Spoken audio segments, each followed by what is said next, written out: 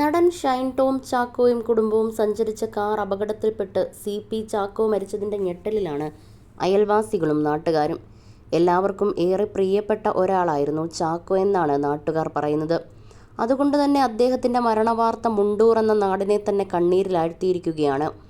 വീട്ടിൽ ആര് സഹായം ചോദിച്ചെത്തിയാലും നൽകുമെന്നും പരോപകാരിയാണെന്നുമാണ് ചാക്കോയെക്കുറിച്ച് നാട്ടുകാർ പറയുന്നത്.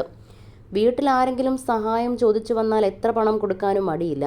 മറ്റുള്ളവരെ സഹായിക്കാൻ നിർബന്ധമുള്ളയാളാണ്. ഒരാഴ്ച മുമ്പ് വീട്ടിൽ നിന്ന് ഷൈനുമായി പോകുമ്പോൾ വീട് ശ്രദ്ധിക്കാൻ പറഞ്ഞു. പ്ലാവിൽ നിറയെ ചക്കയുണ്ട്, മൂത്തു തുടങ്ങി, നാട്ടുകാർക്കെല്ലാം കൊടുക്കണമെന്ന് പറഞ്ഞാണ് ഇവിടെ നിന്ന് പോയതെന്നാണ് അയൽവാസിയായ തൃശൂർ മുണ്ടൂർ സ്വദേശി സൈമൺ ചിറമ്മൽ പറയുന്നത്.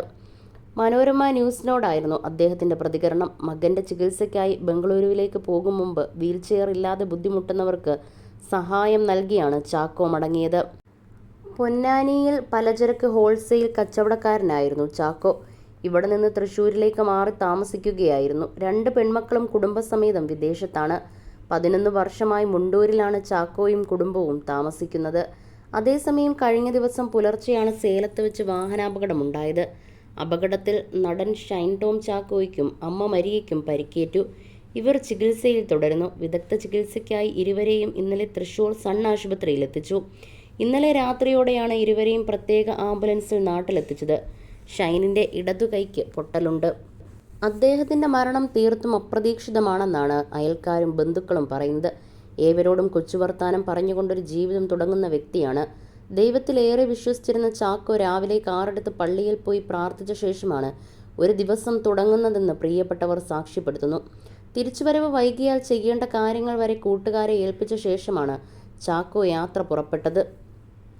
അദ്ദേഹത്തിൻ്റെ മരണം ഉൾക്കൊള്ളാൻ ഇപ്പോഴും അദ്ദേഹത്തിൻ്റെ കുടുംബങ്ങൾക്കും സുഹൃത്തുക്കൾക്കുമായിട്ടില്ല. മക്കൾക്കൊപ്പമുള്ള യാത്രകളിൽ പലപ്പോഴും അദ്ദേഹത്തിൻ്റെ പ്രായം പോലും മറന്നായിരുന്നു ചാക്കോ പുറപ്പെട്ടിരുന്നത് എന്നാണ് പ്രിയപ്പെട്ടവർ തന്നെ പറയുന്നത്. നാട്ടുകാർക്കും വീട്ടുകാർക്കുമെല്ലാം പ്രിയപ്പെട്ടവൻ. കഴിഞ്ഞ 12 വർഷത്തിലേറെയായി മുണ്ടൂരിലാണ് ചാക്കോയും കുടുംബവും കഴിഞ്ഞത്. മകൻ്റെ ലഹരി വിരുദ്ധ ചികിത്സയുമായി ബന്ധപ്പെട്ടുകൊണ്ട് കുടുംബം യാത്ര പുറപ്പെടും മുമ്പ് കൂട്ടുകാരോട് ചെയ്യേണ്ട കാര്യങ്ങളും പറഞ്ഞേൽപ്പിച്ചിരുന്നു. ചാക്കോ ചേട്ടൻ ഞങ്ങൾ നാട്ടുകാർക്ക് കണ്ണിലുണ്ണിയായിരുന്നു. നല്ലൊരു മനുഷ്യൻ. എല്ലാ പരിപാടികൾക്കും ഓടിയെത്തും. തിരക്കുകളൊന്നും നോക്കില്ല. ഇവിടെ നിന്നും അവർ പോയിട്ട് ഒരാഴ്ചയേ ആയിട്ടുള്ളൂ. പോയപ്പോൾ കുറേ കാര്യങ്ങൾ ഏൽപ്പിച്ചിട്ടാണ് പോയത്. വരാൻ ലേറ്റായാലും എല്ലാ കാര്യങ്ങളും നോക്കണമെന്ന് പറഞ്ഞേൽപ്പിച്ചിരുന്നു. പള്ളിയിലൊക്കെ എല്ലാം സഹകരിക്കുന്ന ആളായിരുന്നു. നല്ല മനുഷ്യനായിരുന്നു അദ്ദേഹമെന്നും കൂട്ടുകാർ പറയുന്നു. 4 മക്കളാണ് ചാക്കോയ്ക്കും മരിയയ്ക്കും. 2 ആൺമക്കളും 2 പെൺമക്കളും. പെൺകുട്ടികൾ 2 പേരും ന്യൂസിലൻഡിലാണ്. അവർ വന്ന ശേഷമായിരിക്കും മരണാനന്തര ചടങ്ങുകൾ നടക്കുക.